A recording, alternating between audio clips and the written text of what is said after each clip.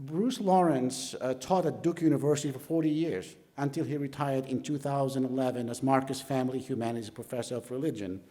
He's also Professor of Islamic Studies Emeritus, specializing in pre-modern Islam, South Asian Sufism, and Islamic cosmopolitans. Some of these concepts may not be familiar to you, but feel free to ask him as he gives after he finishes his lecture and talk. He's currently adjunct professor at the Alliance, or Alliance of Civilizations Institute in Istanbul. He received his PhD in History of Religions at Yale University. Among his 19 books are 2 recent monographs, Who is Allah? Published by the University of California Press in 2015, and The Koran in English, published by Princeton University Press in 2017, last year. With Vincent Cornell, who is a professor at Emory, he's co-editing the Wiley Blackwell Companion to Islamic Spirituality, which is expected to come out next year. But this little biographical note doesn't really do justice to the professor. He, as I have indicated, he is extremely prolific. He is known across the world. I just called him, before we stepped in here, I called him Allama, you know, the word to describe the ultimate scholar, the scholar of scholars, if you will. And that's how he's considered and viewed in the United States and across the globe. And I'm very grateful that he accepted this invitation, and please help me also make him feel welcome as he steps up to the podium. Well, thank you, Anouar. I'm delighted to be here. And I must say, I hardly recognize Tangier. I had been here in 1996, most recently. So in 18 years, many things have changed about Tangier, and of course the most notable is your beautiful campus, and Anouar Majid as the inspirational force that made it happen. So I'm doubly glad to be back in Morocco and Tangier, and as the guest and also the recipient of hospitality from my good friend Anouar Majid. I wanted to talk to you tonight about the Quran in English, but I must say, even before I begin, I wasn't prepared for Tangiers. I expected to see it more like the sleepy port city I remembered from the 90s, but I also wasn't prepared for this very beautiful announcement of the talk I'm going to give. So if my talk is not really terrific, just take this card and say, no wonder he couldn't do as good as this person who provided the incentive to come here, because it has a beautiful cover, the Quran in English, and you might say, well, this means it's going to be the translation. And it actually is the translation of George Sale, whom I will mention. If you've never heard of Sale, don't worry about it. It's not a bargain basement Sale. He's a real Sale. He's from England in the 18th century. He did translate the Holy Quran as the Koran in English in the 18th century. But I've never seen a poster which glosses a title of a book with a title of a talk as deftly as this. So if I don't live up to the poster, it's only because the poster is so, so good. But I will try. So let me just say that this particular talk about the Quran in English, a biography, is related to books, but it's also related to a theme. How does one even think of translating a book which is so valued, so important in Arabic into any language, whether it's a Muslim language like Persian or Turkish or Urdu or Bahasa Indonesia, with all of which I'm familiar, or do you translate into a language like Greek or Latin from the medieval European past, or French, German, Portuguese, Spanish in contemporary European languages? And I had never intended to write a book about the Quran in English until I was approached by a publisher, the publisher at Princeton, who said, we are doing all this series on lives of great religious books.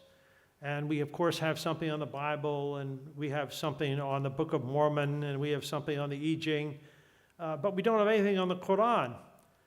And I said, well, too bad. I've already done it. And for those of you who don't know, I did a book about 11, 12 years ago, 2006, called The Quran, a Biography. So if you're not interested in the Quran in English, but you just want the Quran, a biography, I refer you to that earlier book. So after I told the publisher that, he said, well, you know, there's some people who think it's really important that the Quran has been translated.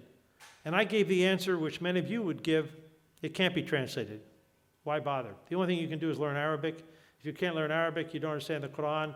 If you don't understand the Quran, you've missed maybe the biggest thing in life, so you better start Arabic.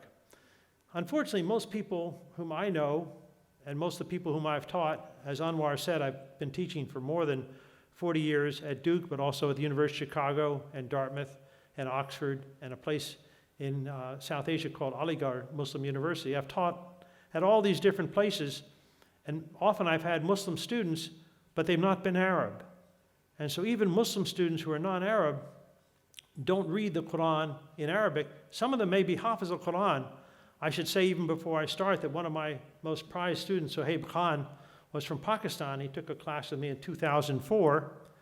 And I said, but why? You're a Hafiz al-Quran. For those of you who don't know, Hafiz al-Quran means somebody who's memorized the entire Quran. I said, why? Why are you taking a class with me, a kafir like me, to study the Quran, which you already know by heart? He said, Professor Lawrence, I know it by heart, but I don't know what it means. I said, really? And then he recited one verse from actually a part of one chapter of the Quran. Actually, it was Surah Al-Duha. Bismillah ar-Rahman ad-Duha wa layla idha saja ma wada'aka rabbuka wa ma qala. I think I've lost some people, so I'll stop there. But I hadn't lost him, and he said, I have no idea what this means. And so we sat down impromptu, and we started to go through what it might mean in Urdu, because his language is Urdu, and I understand Urdu. And then we went through a little bit in English, and he said, you know, I understand a little bit now, but I'm still bothered by the basmala. How do you translate the Bismillah ar-Rahman ar-Rahim? So we spent the next hour, an entire hour of an office hour. So you all have been students or some of your teachers. Can you imagine spending a whole hour on one clause? But it happened to be the basmala. So it was actually probably the best office hour I've ever given. And at the end of it, we came up with some possibilities. And if you ask me, I'll tell you later. But otherwise, if I tell you about it, we won't get to the rest of the lecture. But that's just an indication of how important it is to be able to think of the Quran not only in Arabic, but in multiple registers of language, including for some people in English. So this is what I tried to do to give you a sense of how it works, to talk about the Quran in English, and then to, I guess I have to do it here. Yeah, I don't need this, I'll just do this. So I decided to start with the end. In other words, this book that I've written talks about the entire process going back to the 11th century and a Latin author, and then several people who succeeded him, and then this 18th century scholar, I mentioned George Sale, and several others. And the most recent I deal with at length is Sandow Birk, the name you see at the top of the screen, who is not a translator. He's an artist. But after 9/11, after the event which for many people defined or redefined the nature of Islam in the public square of the United States, and by extension many parts of the world, after 9/11, Sandow Birk, who was an artist from California, was very overwhelmed by the negative notions of Islam and the very derogatory references to Muslims that came from many people whom he knew. And he said, but this isn't the Islam I know, and these aren't the Muslims who are my friends. And so over a period of a few years, he said, I think I really need to go back to the Quran. He doesn't know Arabic. He's an artist. He's not a scholar. He hasn't studied Islam. He said, I need to go back to the Quran and figure out how to make it accessible to people. And he tried various things. He told me about experiments he made of sort of doing drawings, but he said, it can't be drawings. It has to be words. But I can't get the words perfect. And then he traveled and eventually came to Ireland. This is Sandow Birk. Came to Ireland, and he went into a library called Chester Beatty in Dublin. It must have been a bad day for surfing. So when he said he went going to surf, he went to Dublin, and he went to the library. And he said, I saw copies of the Quran from the 16th century that were transcribed, and every now and then somebody would erase it and write over it. And he said, I can do that. I know I'm going to make mistakes, but if I can keep going, maybe I can do it. He dedicated from 2004 to 2016, 12 years of his life. He did a few other things, surfed, skateboard, traveled, but mostly he worked on transcribing the entire 6,236 verses of the Quran into kind of this graffiti script that you see here.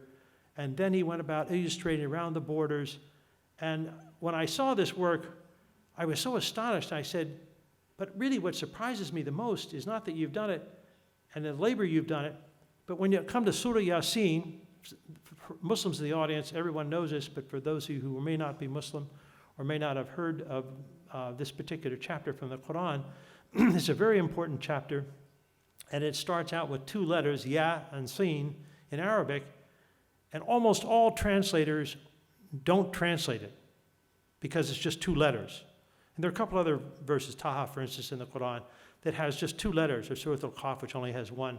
But this particular one is important because it's used, especially janazah, Muslim funerals. And so I've often seen this and heard it recited both in Arabic and sometimes clumsily in other languages, including English. But only one scholar, only one person who's ever translated the Holy Quran has translated Yasin as human being. And that was Muhammad Asad. So as soon as I saw this book by Sandow Birk, which came out in 2015, I rewrote everything I'd written. I'd already finished a book, but I had to rewrite it because I said, here's somebody who's not an Arab, doesn't know Arabic, is not a scholar of Islam, has not studied the Muslim past, but he's attracted to Yasin. He picks up the Quran almost cold. He said he had a few people who told him, go with this translation, that translation, but he said, every translation I kept coming back to this chapter as the center, Surah Yasin. And he said, I didn't want to have it just be letters. I wanted something that told people what it is. And the one person who does this is Muhammad Asad, who you'll hear about. So, O human being, and then it starts out, YS, Yasin, reflecting by the Quran, which is full of wisdom. And then it goes on. So let me pull back and say that I will talk about him towards the end of my presentation, but I want to note that every book is marked by some form of marketing.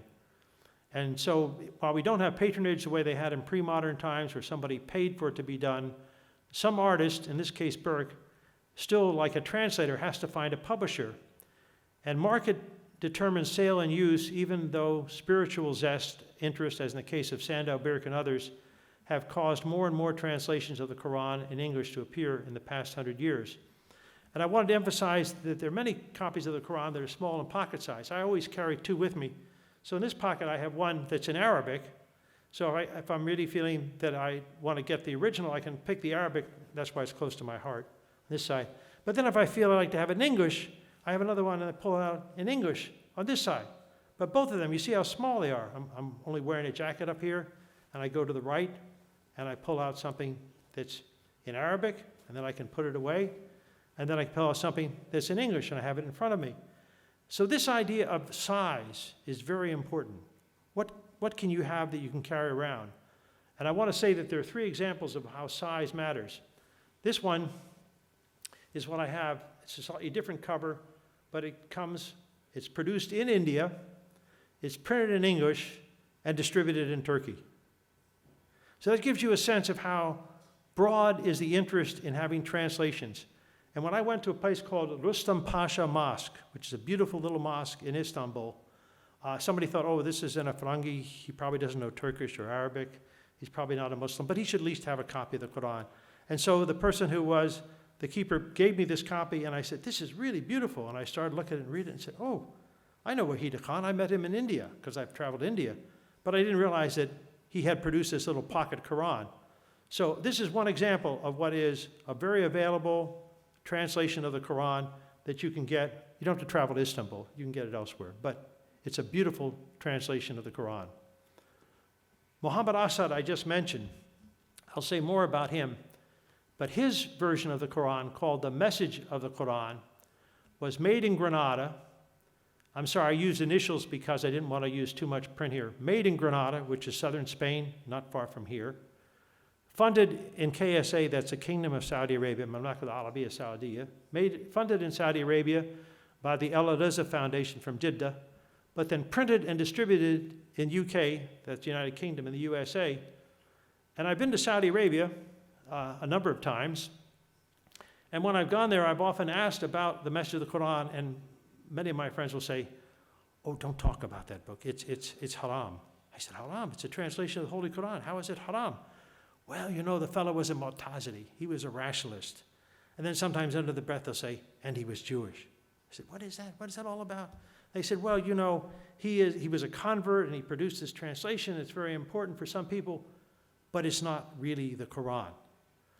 And I'm just astonished. I'll tell you more about Muhammad Asad later, but I would argue that his is, yes, a rationalist or a naturalist interpretation of the Holy Quran, but he justifies each translation with a careful footnote. He includes the Arabic text. He includes the Arabic text in Arabic and also transliterated. And he also has on one side all of the translation in English, but then a commentary below, and then something about what's called the Asbab an-Nuzul, or the context that precipitated the revelation. So I would argue that Muhammad Asad, despite the kind of attitude, disposition against him in some quarters in Saudi Arabia, and the fact you can't get the book there even though it's funded from Saudi Arabia, makes it really one of the more important books, but it's too big. It's 6 pounds, and so I couldn't bring it, and you can't easily carry it either. You can read it, but you won't carry it with you. And certainly this last book, Sandow, Birk, Wahiduddin Khan, Muhammad Asad, Sandow, Birk, all three of these are major forms of the Quran in English. This is the one you're least likely to carry, called American Quran. It's huge. It's 1 foot by 1.5 feet, 12 inches by 18 inches. It weighs 13 pounds. And I say, unfortunately, it's non-portable, and it's in English only and available in the USA and probably now also in the UK. So how many English translations are there? You might be interested to know that by 1900, there were only 4. 100 years later, there are 62, along with some that are partial, but 62 complete translations that were made in the last century. And when I did this, it was 2016. In 2016, there already were 44 further in just this first part of the new century. I double-checked today before I came to give the talk, and as of March 2018, which is where we are now, there are 50. So I argue that they're being produced at the rate of about 3 a year. 3 new translations, just into English. 3 new translations of the Holy Quran in English every year in the current century. So 20th century, there is roughly 1 translation every other year. In the 21st century, 3 new translations every year. And as I was preparing to come out here, a friend of mine said, gosh, she calls me Bruce because she's an older person and knows me by my first name. She said, "Bruce, there's this kind of army guy who's going to come and give a talk on the Quran. Would you mind coming to hear him?" I said, "Well, there are lots of people in the Army, the United States Army, who've read the Quran." He said, no, this guy translated it. I said, "I don't think so. I've been working on this. I've never heard of an Army guy, certainly not a guy named Howe." Well, guess what? I went to the talk. I listened to the man. He was a bona fide Army major, and he had translated the Holy Quran into English. And I was so astonished that I went and bought the book, and I'm going to comment on it later. But that's just to indicate to you that it's impossible, even though I think I've worked hard and tried as much as possible to get every single translation, more are coming up all the time. And sometimes from by the way, he also knew Arabic. He learned Arabic and Dadi because he served in Afghanistan. So it wasn't that he just went and picked out translations from other people and translated. He actually thought through each of the chapters and each of the verses of the Quran himself to produce a translation that I'll tell you about later. I still argue that beyond all these efforts, the most major innovation called Bid'ah Siyah, Bid'ah Husna, not Bid'ah Siyah. One of the best is by the Sandow Birk. It's a transcription with border art. I call it a Noah's Ark of images, and that's called the American Quran. And then some of you may wonder, why do I keep speaking about Quran, but the title of my book is Koran? Quran, pronounced like this, and Koran, pronounced as I just did. And I have a little note at the bottom that the Quran is in the title of Sandow Birk's book because throughout, when he talks about it, he refers to the Quran as the current name, while Quran in the title, he argues, is respectful of Islamic history and Muslim preference. And people can and do disagree with him about that, but that's a choice that he made. Now let me go back a few centuries, to the 18th century. There are two British translators that I want to mention. There are four in all I could mention, but I'm going to skip two of them because they're not as important, at least I think, as the two that I now will describe. The first is George Sale, who was a British clergyman who was really unhappy with a prior translation that was actually from the French into English by Ross. And he said, as somebody who knew Arabic, I want to do this, and you can say this wonderful comment, translated the Koran of Muhammad, translated into English immediately from the original Arabic. So you can already tell this is an older translation because he's using the adverb immediately in the way in which today we would use directly. So when he says translate English immediately from the original Arabic, he means directly, not by any intermediary. And then he also explanatory notes taken from approved commentators. When Thomas Jefferson, for those of you who said this is too much Quran, I haven't heard an American name in a while. So let me mention Thomas Jefferson. When Thomas Jefferson was a law student, he recognized that there is this book called the Koran, which has some law in it, and it ought to be consulted. Thomas Jefferson got the Sale translation, and he read it and used it. And there have been people who've said some of the arguments that Jefferson made seem to reflect his awareness of the Koran. He had a fire, some of you may know, a fire that destroyed all of his library. When Jefferson went to purchase other copies of books that had been destroyed, one of the ones he repurchased was the Sale translation of the Koran commonly called the Koran of Muhammad. So I would argue that Jefferson may be the only American president who had two copies of the Koran. And arguably he read both of them from the way in which he quoted it. So that's notable. And by the way, when we had it, there were, as you may have known, Keith Ellison, who is a House of Representatives from Michigan, when he was sworn into the U.S. Congress, he had to do it on a book. Instead of the Holy Bible, he did the Koran, and guess what? It was the Koran of Jefferson, of President Thomas Jefferson. So there is a certain history that's American as well as universal about the George Sale translation. Rodwell was a century later, and I mention him for two reasons. Many people think Rodwell is a more idiomatic rendition than Sale, and a lot of people whom I have read who don't know Arabic, but they wanted to find a available, accessible translation, have cited Rodwell. I could say I disagree with them, but I also can see why they like it. It's been through numerous editions, but one of the things very controversial about this, for those of you who aren't Arab or aren't Muslim or aren't either, I want to just indicate that this is the first, Rodwell was the first translation done in chronological order of revelation called Tanzeel. I'm going to try not to use too many Arabic words, not because I want to avoid it, but because I want to make the topic accessible to others. So Tanzeel really means something which is directly handed down or revealed. And so the order we now have of the Quran is not the order in which it was revealed. From the time that the first revelations came to the Prophet Muhammad in 610 till his death in 632, over that period of 22 years, revelations came at different moments, but when the whole Quran was produced under the third Caliph Uthman, you remember? Abu Bakr, Umar, Uthman, then there was a guy named Ali, and things went off the track. But Abu Bakr, I'm sorry if you're Shiite, Abu Bakr, Umar, Uthman, those are the first three caliphs. And it was under Uthman that there was a kind of fixed edition of the Quran which has prevailed until now. So the Tanzeel order is different than that that was done under the Caliph Uthman. And so the chronological order of revelation is called Tanzeel, and the one that came under Uthman is called the Mushaf, M-U-S-H-A-F. So Tanzeel means order of revelation, and Mushaf means the version that we now call the Quran as it appears in here and here. So both sides of me are covered with a Quran that is Mushaf, not Tanzeel.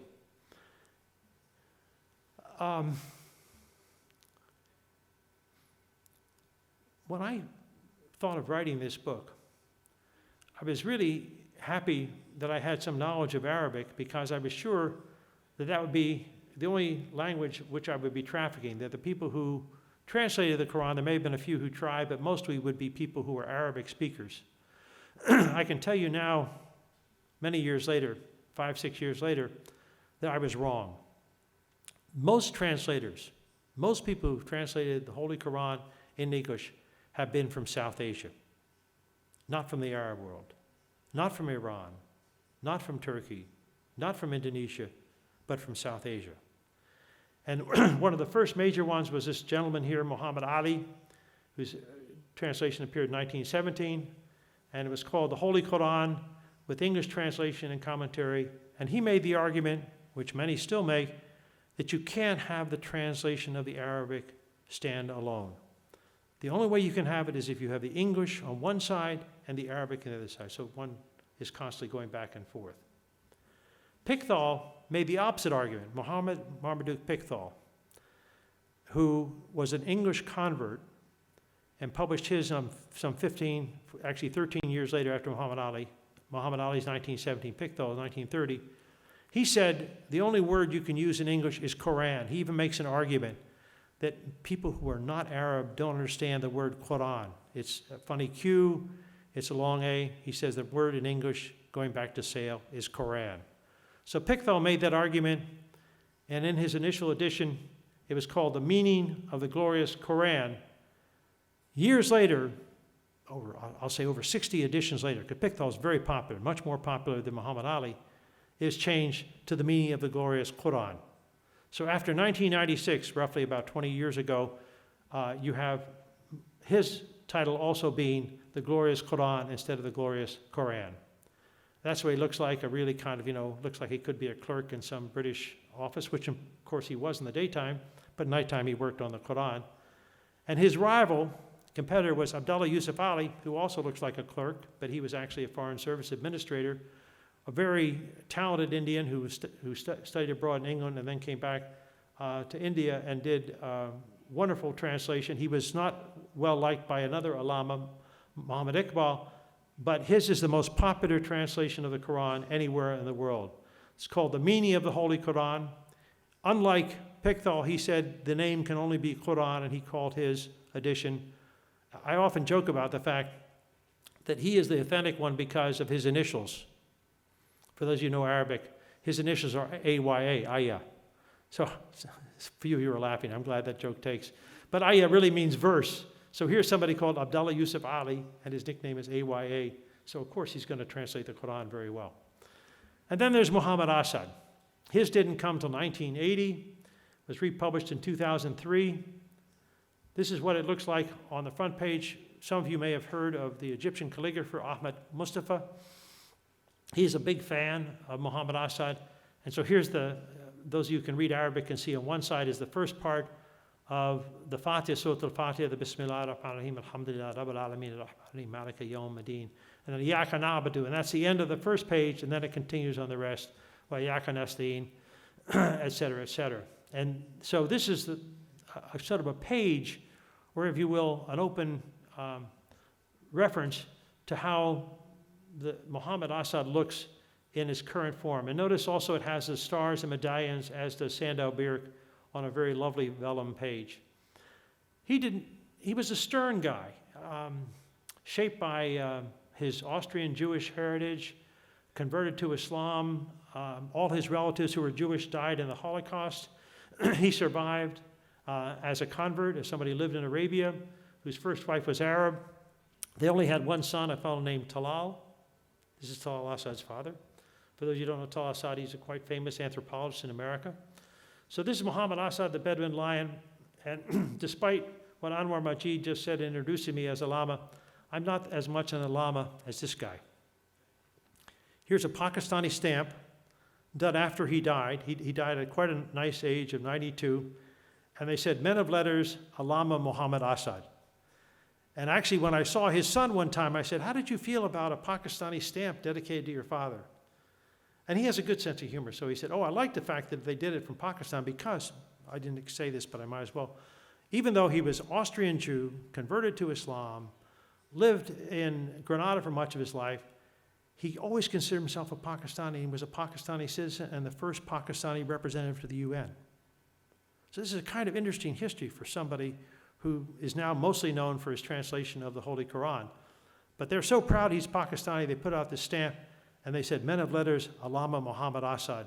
But his son said, if he were alive, he would scratch out the Allama. So I've told you a lot about the early, maybe even more than you wanted to hear about, the early section of the Quran translation, I wanted to do something contemporary to show you, first of all, the word Koran is still widely used, and Muhammad Abdul Halim, who is a wonderful Egyptian scholar of the Quran, working out of SOAS in London, I said to him, what do you do when you have students who are not Arab and not Muslim, and you want to give them a flavor of the Quran? He said, oh, there's only one. Only one. I mean, I told you there are over 100 that have been done. But he said, there's only one, and it's Cleary. I said, oh, but I've read Cleary. It came out in 2004. I said, I don't think that's really kind of very edifying. He said, oh, not Cleary 2, Cleary 1. So here's the irony, that you have somebody whose first effort, I don't say this happily, but I say this truthfully, whose first effort to translate the Holy Quran was so tough that he said, I can't do the whole thing, I'm just going to do the essential Quran, just do the verses that seemed to me to be really outstanding. So he did this in 1993, and I argue in my book, my own book, The Quran in English, that this first effort was better than what followed. Now purists, people who want to read the whole of the Quran, say, oh, no, you have to read Cleary, the Quran, a translation. But people who work on the Quran, people who are dedicated to understanding and to communicating the Quran, would say if you don't read Arabic and you don't have a background in Islam, either as a Muslim or a student of Islam, the best introduction is Thomas Cleary 1, the Essential Quran, published in 1993. And I have to say I agree with my friend Muhammad Abdul Halim that for people who know neither Arabic nor the Quran or Koran, the best single introduction is the Essential Quran by Thomas Cleary. Then there is this larger one, 2004, and many people got very excited about it, said, oh, this is great, the guy who did the Essential Quran, he's now got the spelling straight, he calls it the Quran, and calls it a new translation. And I don't want to subject you to the labor that I endured, but if you read through passages and say, what did he do here? I have a whole section, maybe about 4 pages in my own book, roughly around the 80th page, where I say, look at Cleary 1 and Cleary 2. And almost everybody says, oh, Cleary 1 is much better. So I'm not sure why he changed, but he changed in his format. And so even the same person, the same translator, has a different way of trying to make sense of the Arabic in English. Birk does something entirely different. He tries to produce the Quran in an American setting. And I want to just repeat what I've already said. Many people think, oh, it won't be that hard. But just try it. Sometimes I met somebody, if I can quote him by name, Mike Turner out here, who said, that when he was in a class in Chapel Hill, that the hardest effort he had was to try and produce a translation of the Quran in rhyme. And he said it was one of the tougher exercises. So imagine not only producing a translation in rhyme, but hand transcribing the entire Quran respectfully according to Islamic traditions in contemporary English. And that's what Birk did, and it took him over a decade. And since he didn't know Arabic, he used copy-free English translations of the Quran from various translators and authors, but then he bordered with scenes from 21st century American life. So the final book, which I hope someday you get a chance to look at, even though it's too large to carry around, it is beautifully illuminated with 230 pages and references to nearly all of the states in the continental United States. Now finally, I want to talk about Major Jason Chris Howe. As I say, you were the first, other than that little audience that heard us back in Durham less than a month ago. This is a retired Army major who served in Afghanistan, and he did a new translation of the Holy Quran, and he says at the beginning, I'm neither a Muslim nor a scholar of Islam, but he says, I want to promote better understanding of Islam and Muslims for a general American readership. So one of the things I didn't mention to you in introducing others, even Muhammad Asad, whom I will say something more about later, even people who really have spent a long time trying to make the Quran accessible through English translation, don't say why they did it, or for whom they wrote, or what they hope will be the outcome. They just say, well, obviously the Quran's an important book, it's a revealed scripture, I want to have it available in English. But this fellow, Major Howe, who is admittedly not a professional, an amateur, as it were, to the study of the Quran and Arabic, nonetheless says that you can't have a better relationship between Muslims and non-Muslims or Islam and the world if you don't have a notion of the Quran in its actual flavor. And he was influenced by 9/11 attacks, as was Birk, but in his case, he went into the army, went to Afghanistan as an army officer. He learned Arabic and Dari, which is the dominant language in Afghanistan. And he came out with a great respect for both his Muslim counterparts, but also for the Quran itself. So here's what the cover of his book looks like. I would say, by the way, if I were ranking it in terms of size, it's not as small as this, but it's not as big as Muhammad Asad. It's kind of a mid-range Quran. But it is quite professionally done, the Quran, a chronological modern English interpretation. And then he states his intent on the back. And I think it's important enough, he doesn't say it here, but I asked him when I met him, I said, so how long did it take you? He said, well, and I've also been in the military, so I know a little bit about military discipline. He said, I'm so used to getting up at any time in the morning, and after serving for over 8 years abroad, mostly in Afghanistan, he said, I found myself waking up at 2 or 3 in the morning, and I would just go out behind my house to a separate little study, and I wouldn't have breakfast until I translated a chapter of the Quran. So I said, wow, you must have had a late breakfast when you tackled Surah Al-Baqarah. So for those of you who don't know, this is the longest chapter in the Quran. And then he kind of joked and said, oh, actually that took me 3 days, which for those of you who don't know the Quran, to even think of doing Surah Al-Baqarah in 3 days is itself an extraordinary achievement. But he did. And so at the end, he produced this book, and then just to read the second paragraph, intended for audiences who have little familiarity with Islam, the Quran, or Muslim culture. And then this is interesting.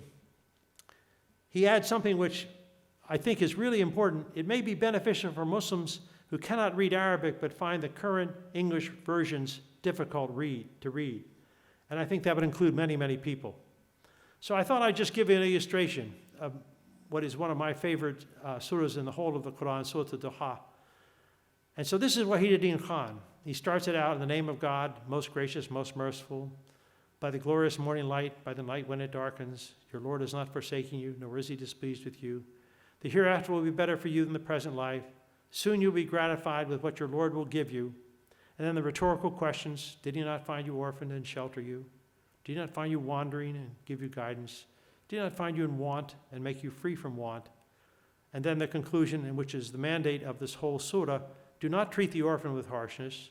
Do not chide the one who asks for help, but proclaim the blessings of your Lord.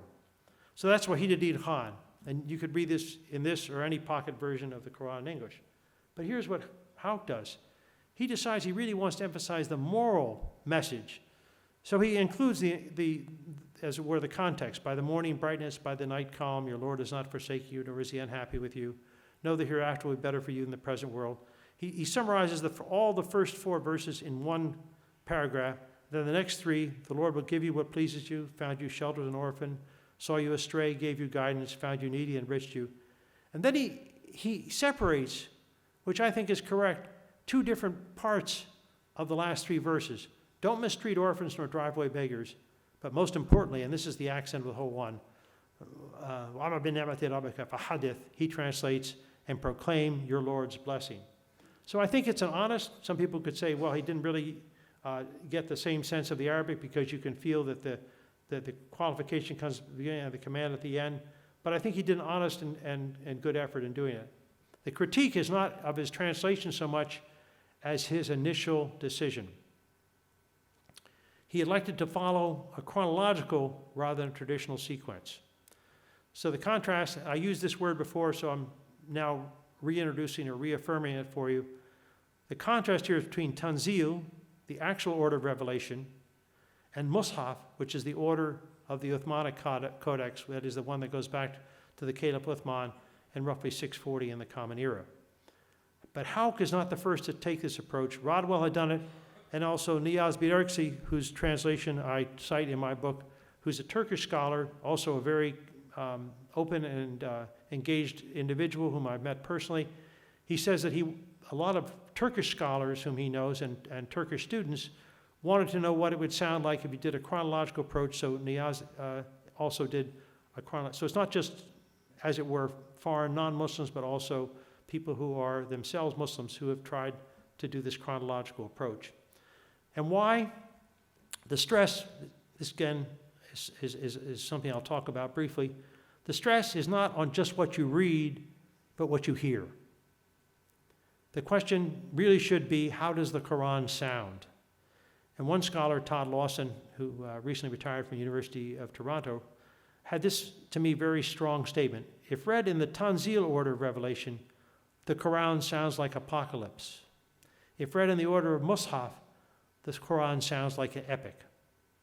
So the apocalypse stresses the poetic, imagistic passages at the outset. So in other words, if you read it chronologically, you have the shorter chapters at the beginning, and then only at the end do you have the Mu'adhatain, which are themselves apotropaic chapters that come at the end.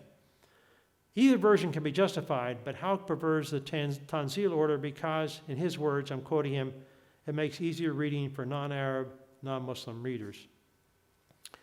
Now, I want to argue, and this is my closing point, that there are three criteria for good translation of the noble book, as Quran al-Karim I translate as the noble book. Accuracy, clarity, and rhyme. So Major Howe fulfills the first two. He tries to be accurate, tries to be clear, but he has no sense of rhyme. And I think this absence of, I'm not saying poetry, I think there's a difference between lyrical, rhythmic translation and translation as per se poetry. But it's true for most translators of the Holy Quran, even devout Muslims or professional scholars, that they ignore, as it were, the high elevation of language, which even someone who only hears something like the Basmala, doesn't know any Arabic, and I've tried this out with people who know no Arabic, and I say, Bismillah ar-Rahman ar-Rahim, and what do you hear? And everybody says, Rah, because Rah is the strongest. And if you haven't heard it before, Bismillah ar-Rahman ar-Rahim. So if you really accent the H, which you should in Arabic, you hear two R-A-H sounds, Bismillah ar-Rahman ar-Rahim. So if you're going to translate it in English, whatever your English is, you should have an echo of that same feeling in Arabic. And this is what Auden calls a sense by sense. He was translating not the Quran, but Hammarskjöld, the first UN Secretary General, his little book called Markings, which is very poetic, from Swedish and English, and he quipped, I didn't know a word of Swedish, and so proceeded sense by sense. And I would argue this sense by sense practice could be and should be applied to the Quran, which I would argue is a logocentric text, that is focused on words, but the words exceed their own verbal expression. So what are the 5 dimensions of the Quran? It's textual, which is also the context when it appeared, the oral and the visual, how it sounds, how it looks, and then I put it in very light colors because I think it's the least important, theological. That is, how do you translate it into prosaic terms that would satisfy kalam or philosophical theology?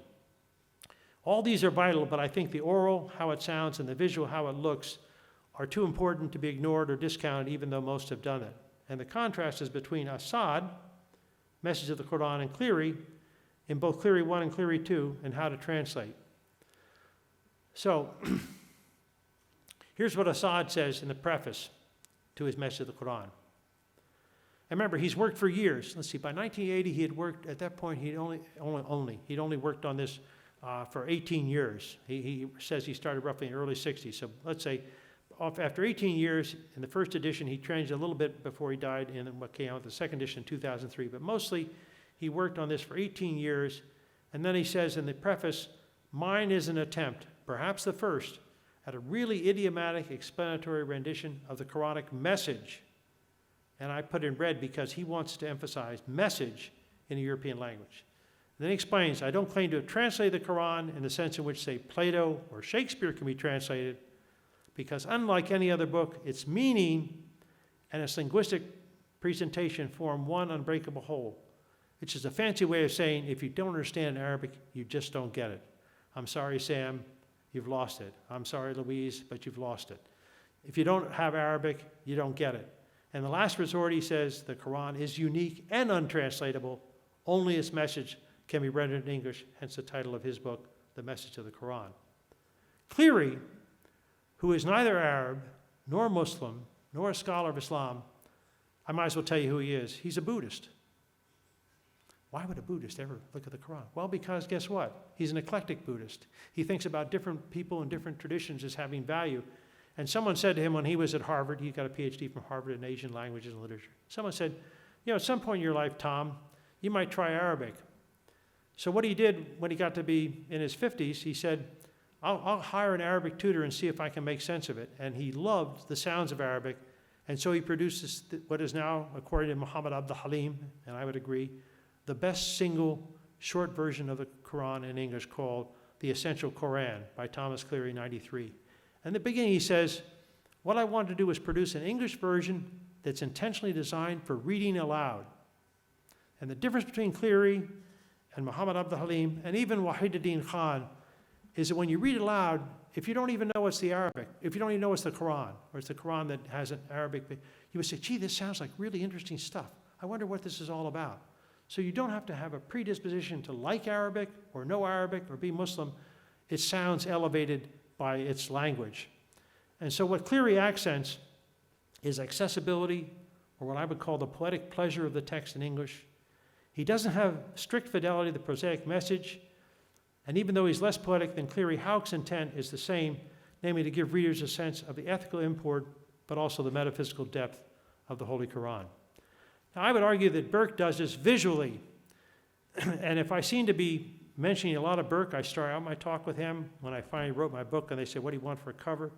I said, I want something, it's a heavenly message that looks like it has an earthly equivalent. So that's why I picked this brown cover, and I picked the opening page of Surah Yasin, or the human being from Birk, because it seems grounded. He wants to render the Quran as something familiar but also awesome, inspiring awe and admiration in Americans. He adapts techniques of Arabic and Persian painting. He blends the past with the present. He creates literally an American Quran that's both visual and oral. And so I want to end my lecture, since you can't buy the book, or if you buy it, you can't carry it. And if you can't buy or carry it, you might not read it. I want to end with a few notes from him. Opening chapter. Here you have a look at Manhattan. If you don't recognize it, that's the Manhattan skyline and the Hudson over in the background.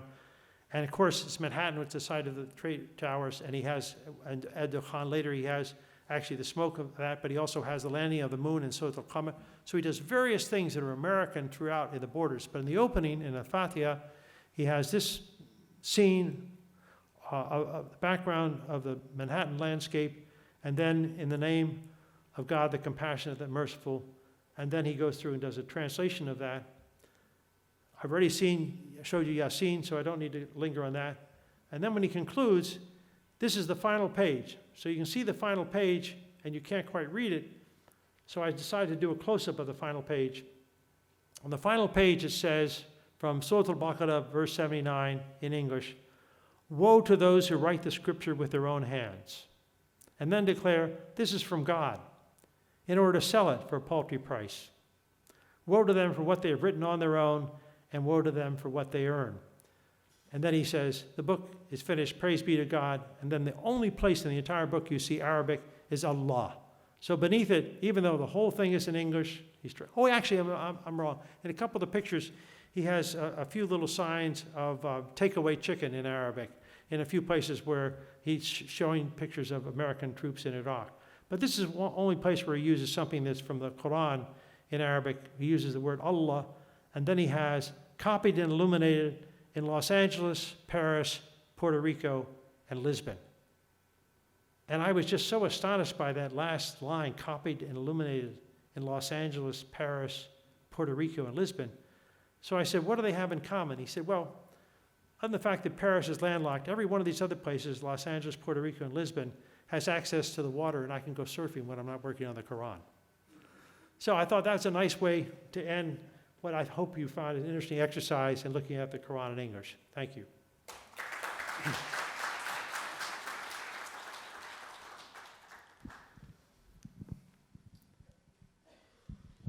If you have any questions, please raise your hand and get the microphone before you ask your question.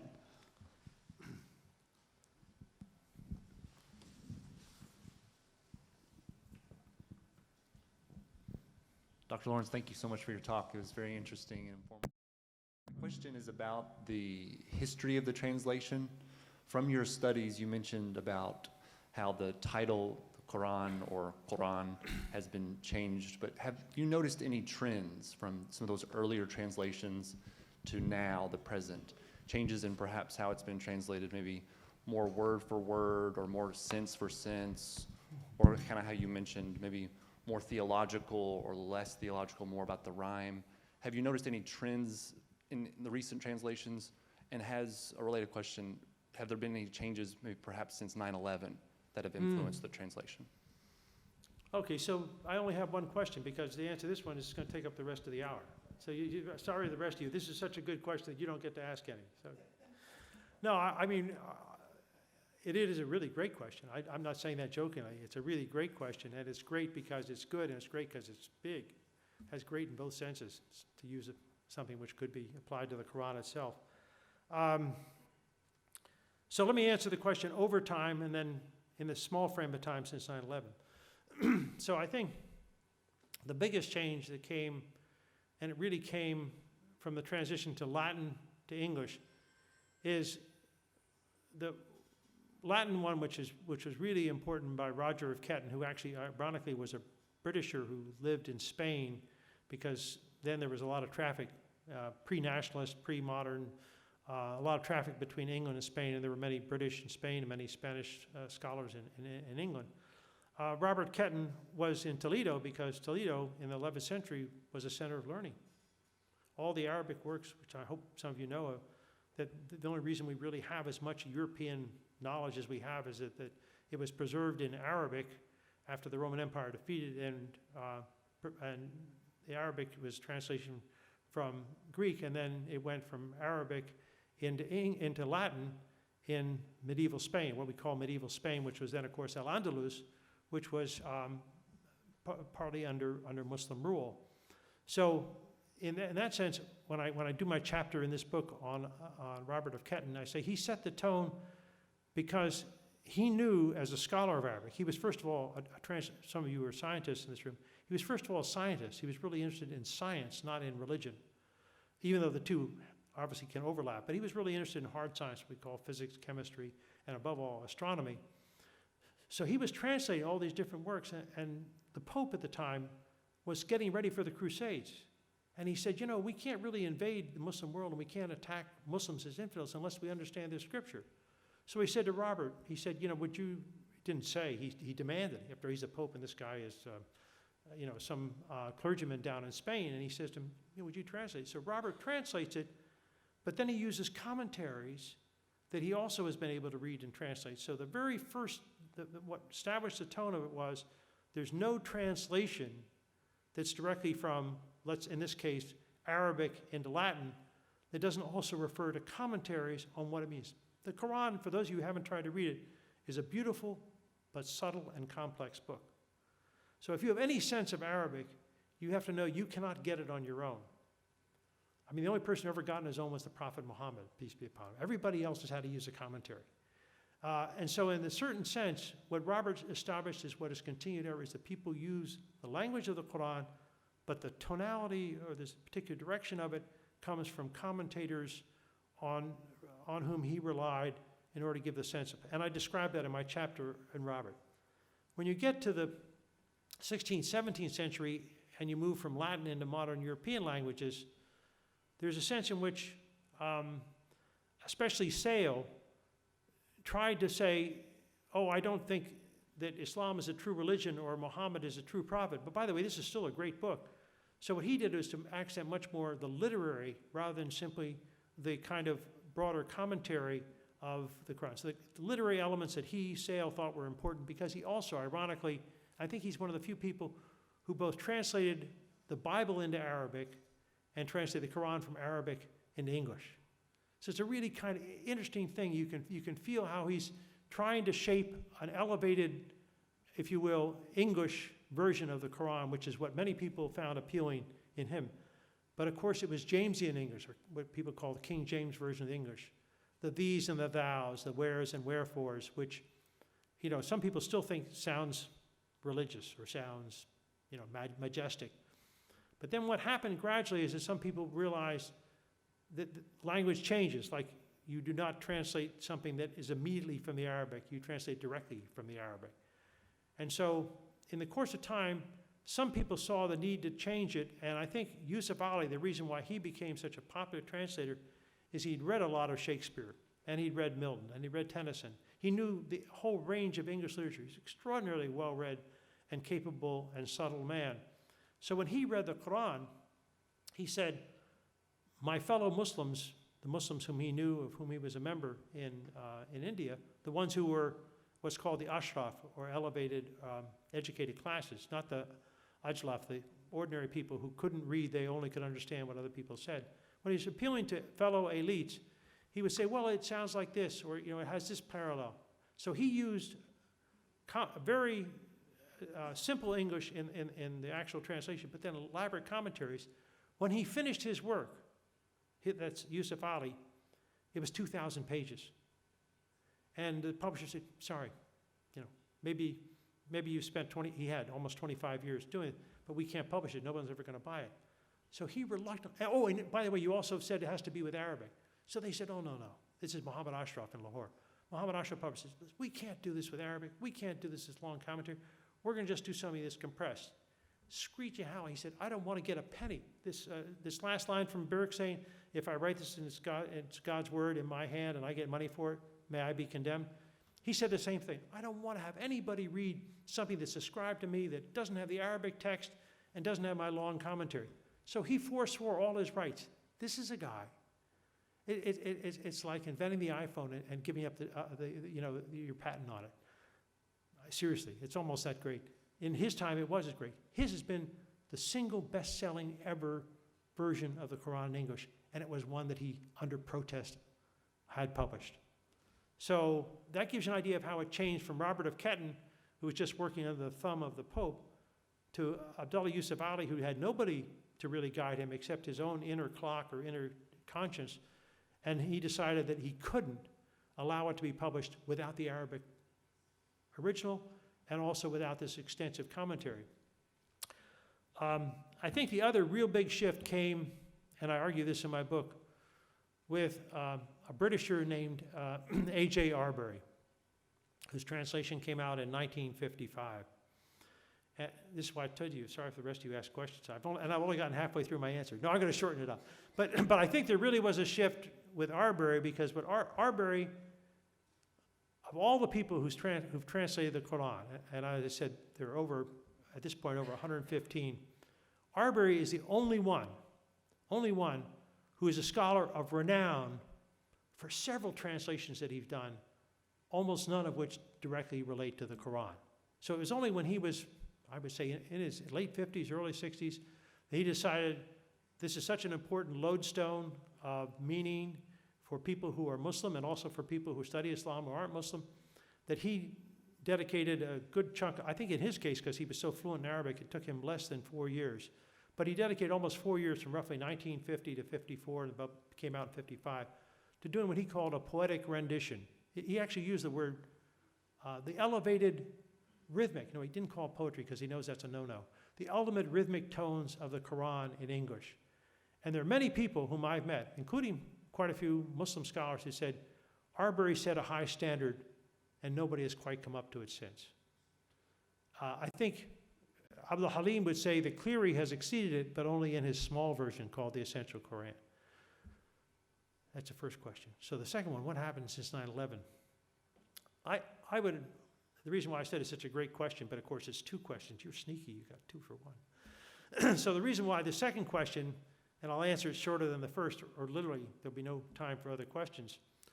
The reason I think it's after 9/11 is that more and more people realized that you cannot argue and you cannot absorb and you cannot relate to Islam in a narrow or broad sense, either in America or abroad, unless you have some understanding of the Quran. And unfortunately, most people don't have either the background or the desire or the training in Arabic to learn. So the more and more need to say, what does it mean? I don't know that you've heard the name Gary Wills, popular intellectual, writes about all kinds of stuff. And he did an essay which I thought was absolutely terrible in the New York Review of Books about 3 years ago on what the Koran, K-O-R-A-N, means. And several people didn't like it. And they said to him, but you might get a better readership if you expand your argument and you change the name from Koran to Quran. And so he's just done a book which you can now get anywhere online called What the Quran Really Means and Why It's So Important. And even though he's not a translator of the Quran, I think he sets a tone, or he absorbs and reflects the tone of a lot of others, that you have to relate to what the Quran actually says. And if you can't read Arabic, you better say it clearly, but also insightfully in English, or else people will not understand the Quran and by extension miss the point of Islam. So I think those are the two, and that's just the short answer to both your questions, but thank you.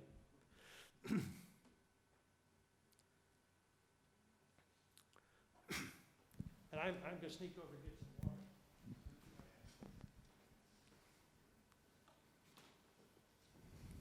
I am listening, I'm just thirsty. Good evening. Thank you, sir, for your informative lecture. I am a translation graduate, and this lecture brings me back to class where we had really long discussions about, especially when it comes to the translation of the Quran or the translation of poetry. Quran was like was a miracle to compete with the poets of the Arab era. No? So I would like to know the translation, your translation of Allah,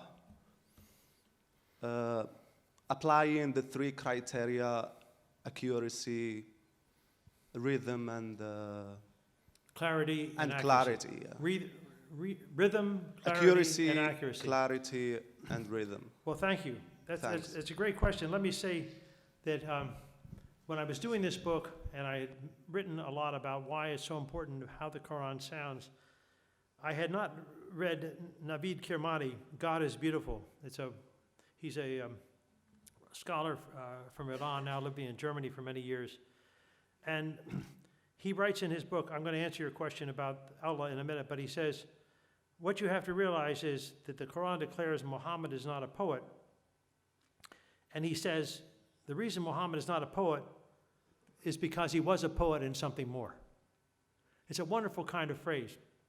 Was Muhammad a poet? No, because poet had a very distinctive meaning in the 7th century.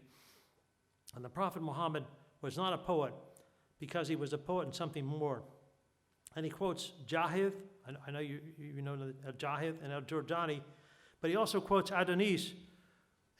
And Adonis explained about the Quran, it's prose, but not like prose. It's poetry, but not like poetry. So this is what I call Barzakh logic. For those of you who don't know the Quran, there's a wonderful word, which actually is not Arabic, it's Persian, Barzakh, which itself is interesting, a Persian word that becomes so important in the Arabic Quran. But Barzakh means literally something which is and is not, is both and. So you can't just use your usual dyadic logic and say it's this and not this, or it ought to be this, but it can't be this. And so I say about this, what he's saying is that if you're going to look at the genuine, and I call it, this is my word, the genuine ecstatic quality of the Quran, you have to look not only at its aesthetic musical nature, but also how its meaning is inseparable from its sound. And the reason I wanted to give that quote, meaning is inseparable from sound. So I don't think you can extract, this is where I really disagree with Muhammad Assad. I mean, I love, yes, I really admire and love that man for his effort, but I totally disagree with his reasoning that the Quran is untranslatable, because untranslatable, it means that there can't be any sound in any language other than Arabic that reflects something of its meaning. So I go back to this discussion I had with my student about the basmala, which actually goes back to a discussion I had with a Palestinian literary scholar named Ibrahim Abou-Nab back in 1992. It was the first time I realized that there was somebody who was Arab and Muslim who had the same problem. I won't call it a problem of style. I would almost call it a problem of conscience, that if you understand the richness of Rahman and Rahim, which is the first definition of Allah in the Holy Quran, it's not a definition, but it describes in a way that becomes a definition of who is Allah. Then if you don't get that right, if you don't get the basmala right with this meaning and sound wed together in kind of a barzakh logic, where it's neither this nor that, but it's both this and that, that the rest of it is pale, improvisational, and finally unimportant. So he and I worked together a very long time. In fact, we started at 9 o'clock at night, and we didn't go to sleep, and at 4 o'clock in the morning, he went to say prayer, and then I took time off to get a nap. But we worked for over 7 hours, and we came out in the morning with 2 different versions. First of all, we agreed that you can't translate Allah in terms of anything other than God if you don't get Rahman and Rahim right. So if you say in the name of God, who is God? What are the first ways in which you define God in Arabic? So he liked the word mercy. We went through all the choices, benevolence, beneficence, but we finally said the 2 strongest words in English are mercy and compassion. But Rahman has to be one kind of mercy or compassion, and Rahim another. And you know Arabic, so fa'alan is not the same as fa'il. So if you're going to do fa'alan, which means something that's really inclusive, how do you translate Rahman in something that's inclusive? So I said full of compassion, and he said full of mercy. He said ever merciful, I said ever compassionate. So we came down agreeing in principle, but different in outcome. So in the name of God, full of compassion, that's a fa'alan, Rahman, and then fa'il, Rahim, ever merciful, ever compassionate. But the one thing I think is consistent, whichever choice you make, and if you like benevolence, okay, although I think it sounds not as nice in English, full of benevolence, ever benevolent. I've never said anybody who likes that as much as compassion and mercy. But whichever you choose, you have to be consistent. Tanif Khalidi, who's done a translation of the Quran, a professor at AUB, a Palestinian, longtime professor, again, like A.J. Arbery, has done many translations. He takes an entirely different approach, which I thought is terrible for the basmala. I mean, I like some things about his translation, came out from Penguin in 2007, but Tanif Khalidi says, in the name of God, mercy for all worlds, mercy for all worlds, merciful to each. Mercy for all worlds, merciful to each. I still can't tell you what that means. But I know that for other people, I say, what does this mean? Well, let's get on with the rest of it. They want to skip over that. And I would argue that if you skip the basmala, I haven't said anything controversial yet, so let me say one thing controversial. That once you get to saying Rahman and Rahim, and you translate, then this is the very first description of the whole of the Holy Quran, and it comes up, as you know, in every chapter except one, Surah At-Tawbah, you have the basmala, Bismillah Rahman Rahim. So how do you do it? I say something which only a few commentators have said, but mostly not in print, that Allah is beyond gender. Allah is neither male nor female. I say, well, of course, that's right.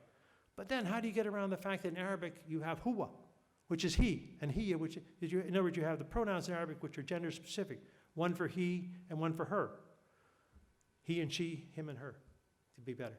So one of the ways in which I think it's really interesting to talk about Rahman and Rahim is the basis of Rahman, which is female. Rahman, last time I checked, is womb. And that's only distinctive to females. I mean, some people can correct me, but I think that's still the case in the human and also other species, that only females have womb.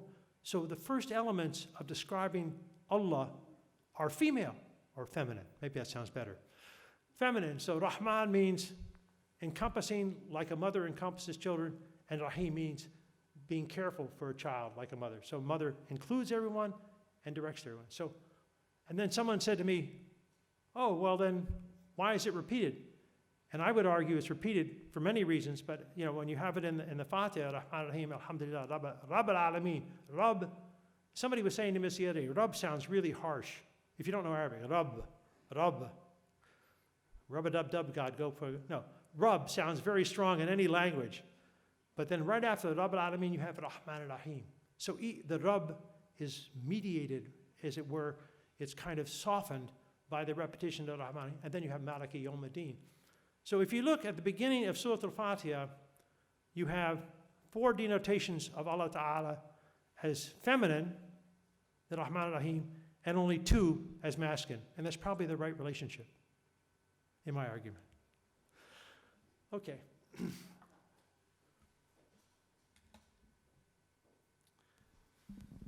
First of all, I want to thank you for this terrific lecture. And I have a question out of curiosity. What is your favorite verse or passage from the Holy Quran? Like a passage that is really, really close to your heart. بسم الله الرحمن الرحيم قل هو الله أحد الله الصمد لم يلد ولم يولد ولم يكن له كفوا أحد.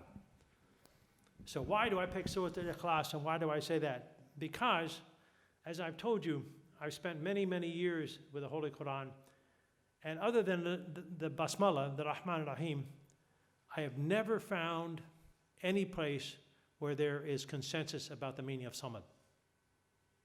This is Samad. This is one of the Asma al-Husna.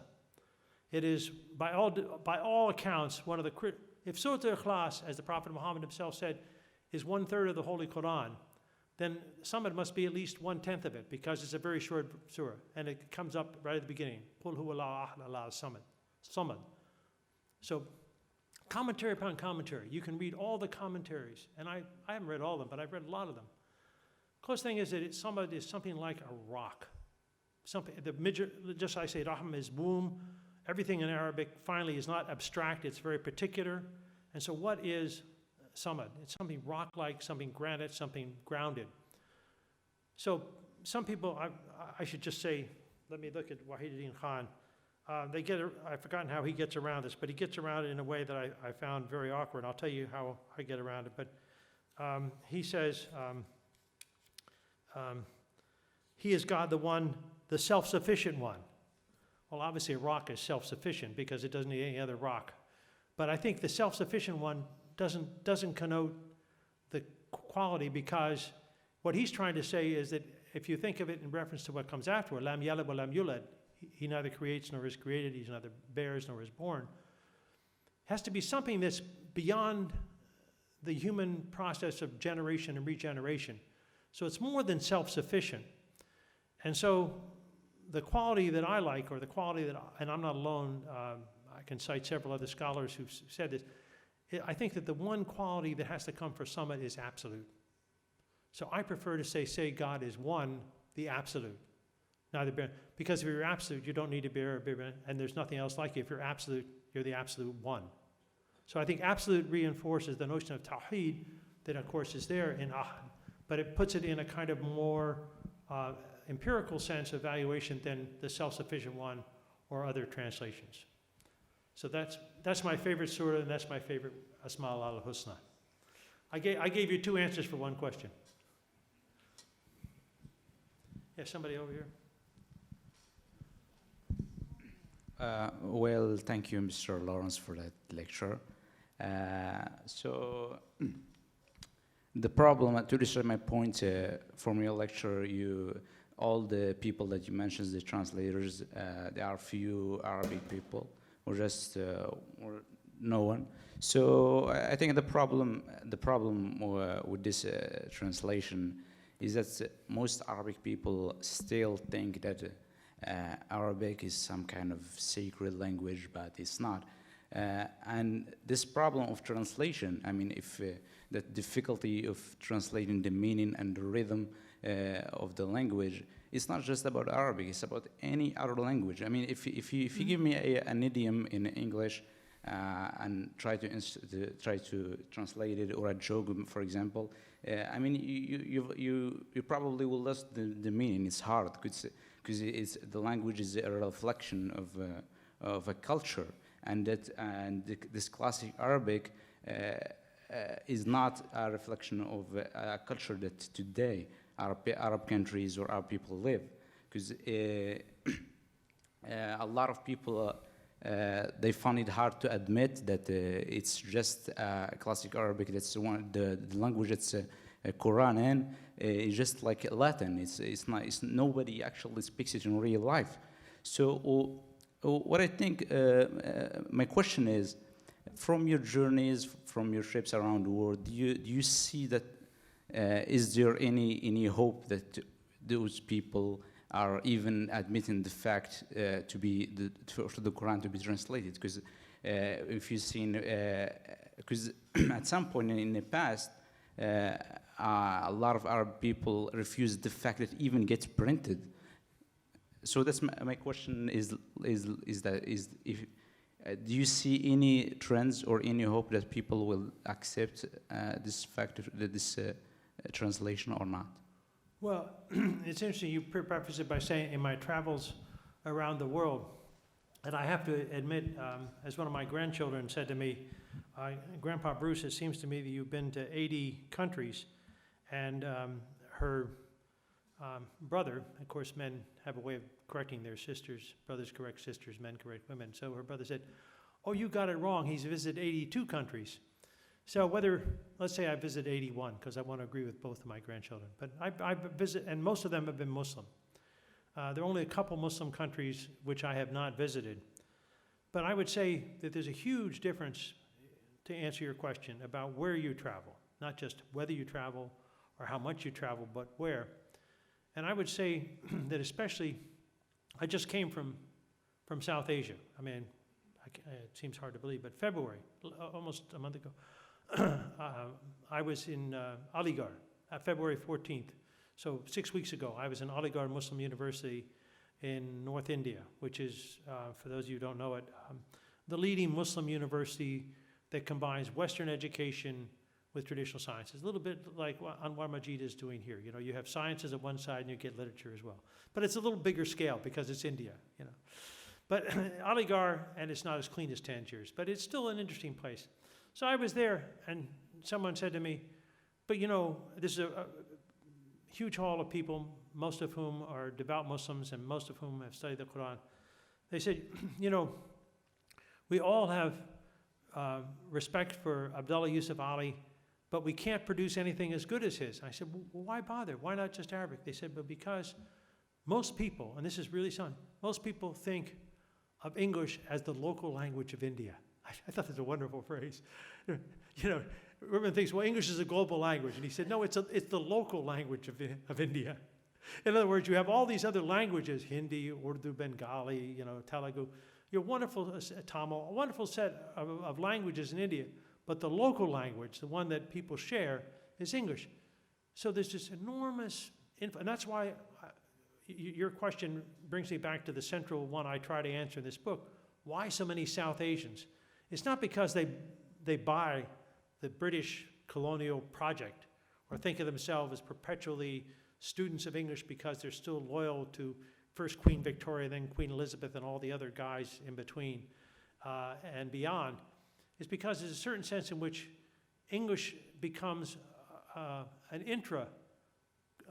intra-country language, in a country where there are as many diverse languages as there are in India. English is the common lingua franca, might be the more, I don't know how to translate English, but the common language, the lingua franca of many people who are educated, who want to be able to communicate ideas. So there's a strong interest that even when it's a challenge, you can't allow that challenge to become an obstacle that prevents you from trying. So for instance, when I was there, we had a lab. I went to a lab, and each one of the students had the most difficult passage in the Quran that they couldn't translate. And they asked me to translate it. I said, oh, wow. You know, I can't claim to know that much about the Quran, but let me try. And in some cases, we came up with some really interesting alternatives. In other cases, we said, this is for future generations. But what I do think is, I don't believe in progress, in taraqi per se, but I do believe there has been at least a kind of broader plan for how you include these three elements together: accuracy, clarity, and rhyme. And I think there are some people, I would include Muhammad Abdul Halim from SOAS, originally from Egypt, as one who's really gotten the first two right, accuracy and clarity, but completely forgotten the rhyme. So I think there has to be constant effort. I don't think my generation, I'm too old to do it. Well, although I should say I'm working with a scholar now who is a Muslim scholar from India, who now teaches actually at Rutgers in America. And he himself is a poet, persuaded me to kind of do rhythmic variations, what he calls a lyrical rendition of the Quran. And we are supposed to finish it by 2022. So that's 4 more years. And we've been working on it for 4 years. So 8 years. And will we do it?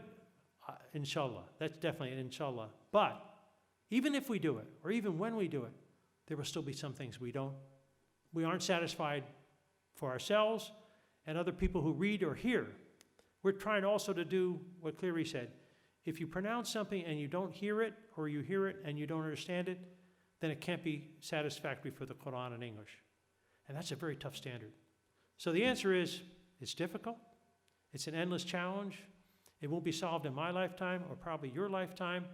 But I would say, I would guess that you're in your 20s. By the time you're my age, I'm in the 70s, 50 years from now, that you'll be looking back and say, you know, I heard this guy talk about translation of the Quran. We now have 300. That's a short guess. I would guess that 50 years from now, there'll be 300 translations of the Holy Quran in English, and they'll still be looking for the right one.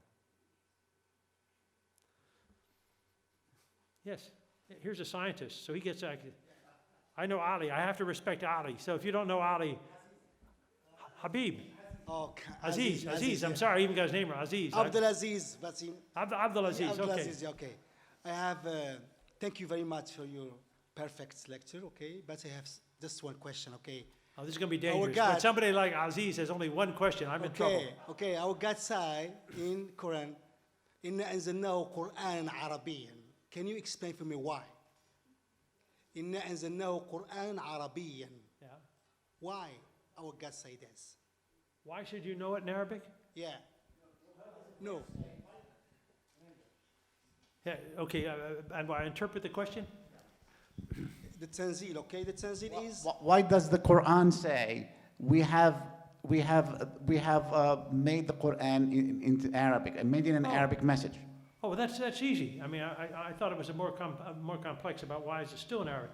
Because at the time that the Holy Quran was revealed to the Prophet, there was not a full scripture as there was for Jews, for Christians, for Magians, for Sabians, for other people who are mentioned in the Holy Quran. And as you know, in many commentaries, they also say the Buddhists, the Hindus, and others also had scriptures, the Vedas and the Sutras in Hinduism, Buddhism, respectively.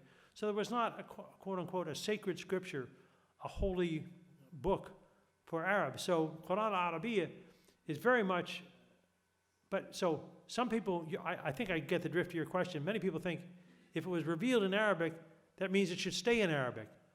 And all the efforts that I have read say, this is not to replace the Arabic, but for those people who do not know Arabic, can we have Quran al-Arabiya in some other language?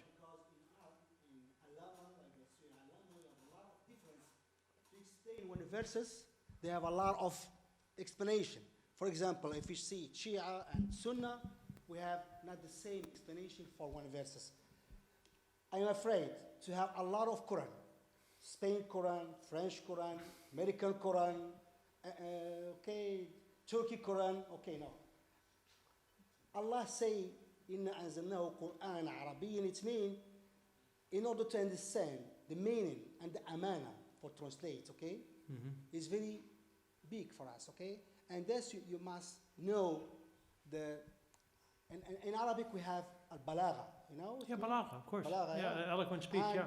In order to know very well what means any verse of the Quran, you must know very well al-i'rab, and sarf and al-balagha, in order to, because we cannot translate word by word.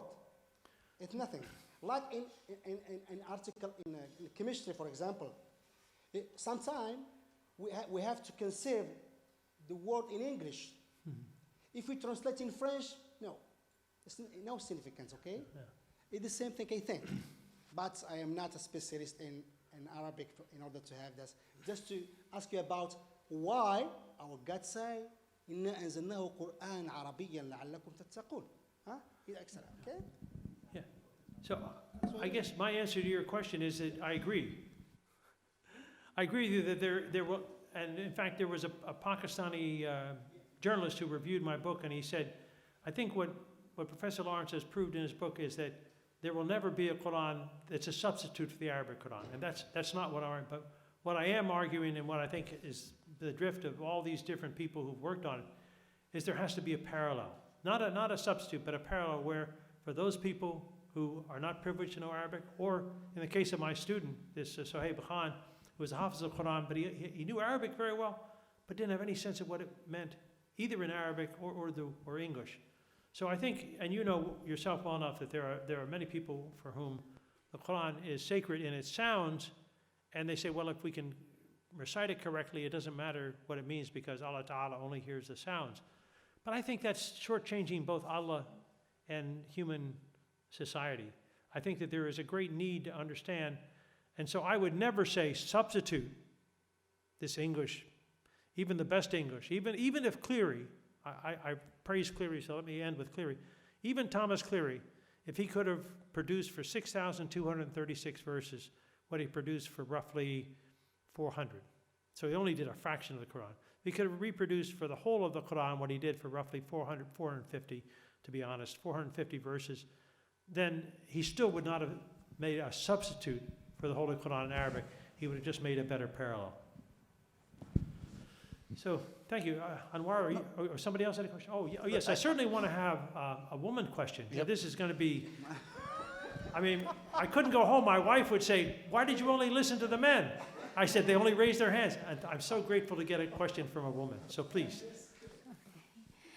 Thank you very much, Professor Lawrence, for your lecture. I would like to make a small observation to the professor. I am a converted Muslim, so if there were no Qurans in translation, I will never knew Islam. So for me, the translations are very important. I am conscious that the real Quran is in Arabic, and everybody knows that, especially scholars like you. And I am sure your work is not to copy the Quran or to make something better than the Quran, because it's completely impossible. But I suppose that many converts like me, we buy all the translations. In my house, I have all the translations that you mentioned, except the last one. And I have translations in French, in Spanish. And when the easiest way to realize that there is something that is not well translated is when you read in several languages, and it sounds very weird, the translation. You go to another translation, and you see that there is something wrong there. Then you go to the Arabic, and you, of course, I have to ask somebody to help me for the Arabic until I get satisfied. But I always know that one word in Arabic means many things. Oh, yeah. And when you say Bismillah ar-Rahman ar-Rahim, one time I read that one of them is directed for all human beings. Mm-hmm. And the other one is directed only for Muslims, because Allah subhanahu wa ta'ala ask us we will ask us in the hereafter many things, but he will not ask to those that didn't know. Mm-hmm. So one is for all human beings, and the other one is only for Muslim. Actually, there is a commentary on the Holy Quran which says that the Rahman is the noon, and there's the dot in the middle. Mm-hmm. And the dot in the middle is for the Muslim, because surrounded by the words of the Quran and by the practice of Islam. And the two dots on the Rahim are all others who always see two. Oh. So the Rahman with a dot in the middle is for Muslims, and the two, you can't translate this, yes, but I can explain it. Yeah. So I agree with you, and actually I had a wonderful experience when I was in South Africa, which is not, as you know, a majority Muslim country. But I was at a gathering where the Holy Quran was recited, and the Qari recited from Surah Al-Duha, which one of my favorite surahs of the Holy Quran. And this man afterwards came up to me and he said, I saw that you were moved by but why were you moved by it? I said, well, because it's Surah Al-Duha. He says, that's Surah Al-Duha. He said, I didn't understand. I said, well, who are you? He says, I'm a Muslim. I said, but that's Surah Al-Duha. And so I later hit myself somewhere back here. Why did I berate this man who was a Muslim because he didn't understand Surah Al-Duha? And so he said to me, can we go out for supper? I said, sure. So we went out for supper. And he said, I want to tell you the reason I'm so upset I didn't understand Duha is because that's why I'm a Muslim. Wait a minute. I said, you're a Muslim? I'm not a Muslim. I hear Surah Al-Duha and I'm very moved by it, and you don't even know what Surah Al-Duha. What's going on here? He said, I read it in English. He said, I became a Muslim because I read Abdullah Yusuf Ali's translation of Surah Al-Duha, and I was so moved by it. And he said, I have tried very hard, but I've never been able to learn Arabic. And so thank you for giving me this added boost. So when I heard that story, and I told this to my friend Abdurrahim Kidvai, he said, well, I guess there are some translations that are better than others. And I would say this is true. It's not the Arabic, because he didn't recognize the Arabic, but there was something in the feeling, in the tone. If one reads the Abdullah Yusuf Ali for the feeling, for the tone, the sensibility, one feels that this man is trying to connect, even imperfectly through English, to the meaning of the Holy Quran. So thank you for that question. And thank you so much, Professor Lawrence, Well, for thank this you. wonderful lecture. And thank you so much for attending. And then we have a reception. Thanks all.